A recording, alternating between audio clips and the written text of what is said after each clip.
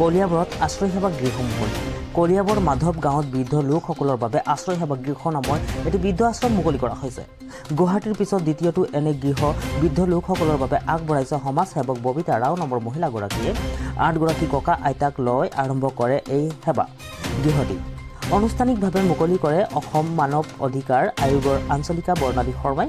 অনুষ্ঠানটিত জনপ্ৰিয় অভিনেতা বৈকুণ্ঠ প্ৰিন্স ডাঙৰীয়া, বেহাবাৰী আউটপোষ্টৰ ধাৰাবাহিকৰ ৰাকেশ খ্যাত, ৰিণ্টু বৰা, সদৌ অসম সাংবাদিক সংস্থাৰ সাংগঠনিক সম্পাদক নিত্যানন্দন বৰা, জ্যেষ্ঠ সাংবাদিক নৃপেন চন্দ্ৰ কেওট ডাঙৰীয়া, বিশিষ্ট ব্যক্তি দীপক মেনা ডাঙৰীয়া আদিয়ে বিশেষ অতিথি হিচাপে উপস্থিত থাকে।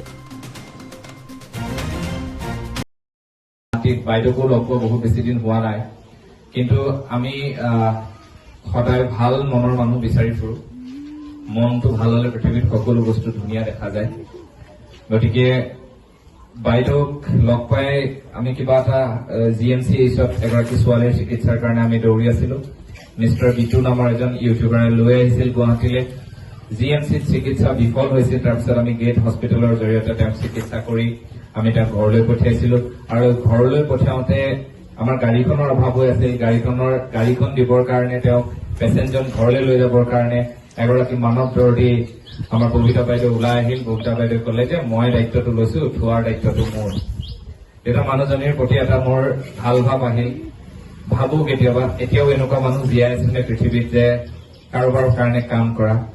আৰু লগতে কওঁ প্লাছ যিমান থাকে, পজিটিভ যিমান থাকে, নিগেটিভো সিমান থাকে।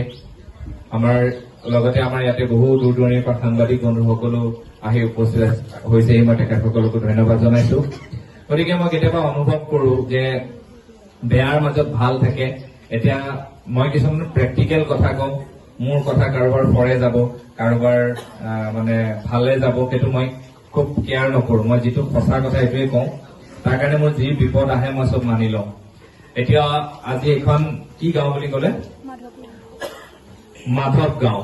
এতিয়া এই মাধৱ গাঁও আজিৰ পৰা এটা বেলেগ পৰিৱেশে বিৰাজ কৰিব বুলি ভাবো। মই ভাবো ইয়াৰ গাঁওবাসী সঁচাকে গৌৰৱান্বিত।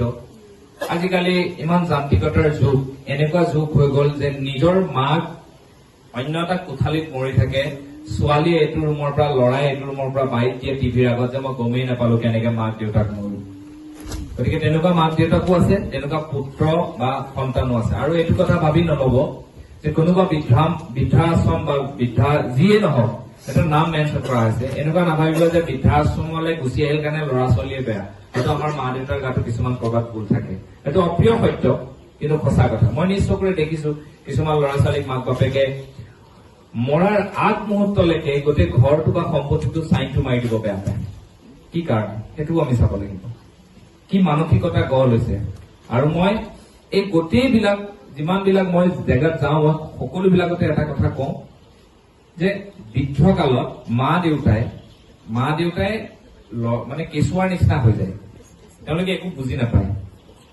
হয় নহয় ঘৰটো ল'ৰাটোক লিখি দিব লাগে নালাগে, সেইটো যদি আমি লাগি থাকো তেতিয়াহ'লে আমি ভুল কৰো। কাৰণ আমি যেতিয়া বাচ্চা আছিলো, সৰু আছিলো, মই এইটো অনুভৱ কৰো যে আমাকতো তেওঁলোকে কিমান কষ্টৰে ডাঙৰ দীঘল কৰে মাক দেউতাকে। ভাবি চাবচোন কেতিয়াবা সৰু অৱস্থাটোৰ কথা। তেতিয়া আপোনাৰ এনেকুৱা মন আহি যাব যে মাধৱ গাঁৱত মানে বৃদ্ধাশ্ৰমখনৰ এই গেটখনত আপোনাৰ পিঠাৰ টোপোলাটো নিজে নিজে ওলোমাই থৈ যাবলৈ মন যাব। যে কাৰোবাৰ মাক দেউতাক এখন বৃদ্ধাশ্ৰমত আছে, মই গৈ সেৱা এটা কৰি আহো। মোৰ মাৰ লগতে তেওঁলোকক এটা মই সাহস দি থৈ। আমি গুৱাহাটীত যিমানবোৰ বৃদ্ধাশ্ৰম আছে আপোনালোকে দেখিছে, আমি যাওঁৱেই তালৈ। আৰু এনেকুৱাও ৰিমাৰ্ক উলিয়াব যেতিয়া এটা ভাল বস্তু গঢ় লয়, তাৰ মাজতে কেইটামান কোনোবা ওচৰে পাজৰে দুই এজন ব্যক্তি থাকিব যে ইয়াৰ হৈ কি বেয়া উলিয়াব পাৰি, তাতো লাগি যাব মানুহ। কোনোবা ইয়াতে উপস্থিত থকা সকলো হাই মাতৃসকলক মোৰ সশ্ৰদ্ধ প্ৰণাম জনালো। লগতে ইয়াত উপস্থিত থকা মোৰ অগ্ৰজসকল, যিসকল বিশিষ্ট ব্যক্তিক ইয়ালৈ আমন্ত্ৰণ কৰি আনিছে, সকলোকে সেৱা জনালো। আৰু লগতে ববিতা ৰাও বাইদেউক ধন্যবাদেই দিওঁ নে সেৱাই জনা মই আচলতে ডাঙৰ ভাৱেৰে ক'ব জনা নাই। তেওঁ আচলতে মই প্ৰথম কথা ক'ব লাগিব যে অনুষ্ঠানটোৰ বিষয়ে মই অকণো জ্ঞাত নহয়। আজি মোৰ এটা বেলেগ অনুষ্ঠানলৈ মোক মাতিছিলে, যিহেতু বৈকুণ্ঠৰ লগতে মই আহিম বুলি ফাইনেল কৰিলো। আৰু যেতিয়া আপোনালোকৰ এই অৰ্গেনাইজেশ্যনৰ কথা মই শুনিলো আৰু মই ভাবিলো প্ৰথম ইয়ালৈকে আহিম আৰু তাৰপিছত তালৈ যাম। গতিকে মই মানে অনিমন্ত্ৰিত অতিথি আজি আপোনালোকৰ। যি নহওক তথাপিও ইয়াৰ আগতো এবাৰ মই অল্ড এজ হোমত গৈছিলো গুৱাহাটীৰে। তাৰপিছত আজি দ্বিতীয়বাৰৰ কাৰণে আপোনালোকৰ মাজলৈ আহিছো। আৰু ইয়ালৈ আহিলে আমাৰ মানে কেইটামান উপলব্ধি হয় যে আমি নাৰ্ছিং হোমলৈ যদি যাওঁ তেতিয়া আমাৰ উপলব্ধি হয় যে তাত ব্লাড গ্ৰুপ নাথাকে, যে যদি ব্লাড গ্ৰুপ থাকে তাত ব্লাডৰ ৰং চবৰ কাৰণে ৰঙাই হয়। আৰু যেতিয়া মানুহ এজন মৰিব সময় হয় তেতিয়া দৌৰাদৌৰিত এইটো হিন্দু নে মুছলমান নে কোচ কেওট কলিতা এইবোৰ একো নাহে তাত। কিন্তু আমাৰ তাৰ আগত বহুত সমস্যা থাকে যে এই ছোৱালীজনীক গোস্বামী, এই ছোৱালীজনীক বিয়া নাপাতিবা, এইটো আমুক এইটো তামুক। এই ধুমখুমীয়া এই জীৱনটোৰ পিছত সকলোৰে 60ৰ পিছত আপোনালোকৰ যি হৈছে মোৰো সেই হ'ব। মই আজি সেইখিনি অনুভৱ কৰিছো। বৃদ্ধ আশ্ৰম নহয়, বিদ্যালয় বা অল্ড এজ হোম। আমাৰ জীৱনটোত এষাৰ কথা আমি জানো ন, বানপ্ৰস্থ জীৱন আমি লৈছিলো আগতে। আমি বৈদিক যুগৰ পৰা যদি আহো, হয় নে নহয়? বানপ্ৰস্থ আমি যেতিয়া সাংসাৰিক হোৱাৰ পিছত, যেতিয়া আমাৰ শিক্ষা দীক্ষা শেষ হোৱাৰ পিছত আমি আচলতে আমাৰ জীৱনটো এতিয়া বানপ্ৰস্থ ল'বই হৈ গ'ল আগৰ দিনক লৈ। তাৰপিছত আমি বানপ্ৰস্থ বুলি কয়। বানপ্ৰস্থ মই আজিৰ দিনত যিটো আপোনালোকৰ এটা এনভাইৰনমেণ্ট, পৰিৱেশ, মই সেইটো বুজি পাইছো। কাৰণ পৰিত্যক্ত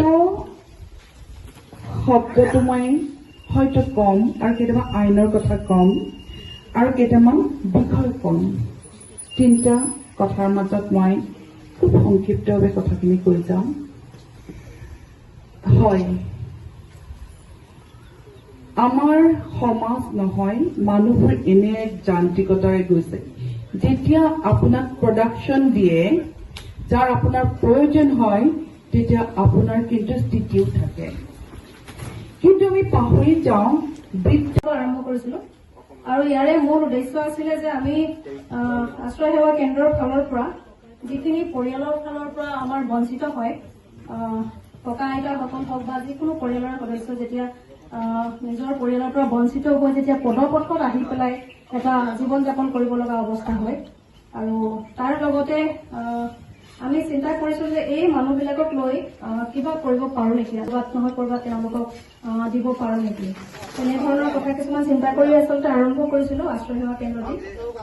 আৰু লাহে লাহে আমি আশ্ৰয় সেৱা কেন্দ্ৰত তেনেকে ধৰণে ককা আইতা কিছুমানক আমি ৰাখিবলৈ চেষ্টা কৰিছিলো। বিভিন্ন অঞ্চলৰ পৰা, বিভিন্ন ঠাইৰ পৰা অসমৰ তেওঁলোকে আহি বৰ্তমান আমাৰ লগত আশ্ৰয় সেৱা কেন্দ্ৰতে আছে। এতিয়া কথা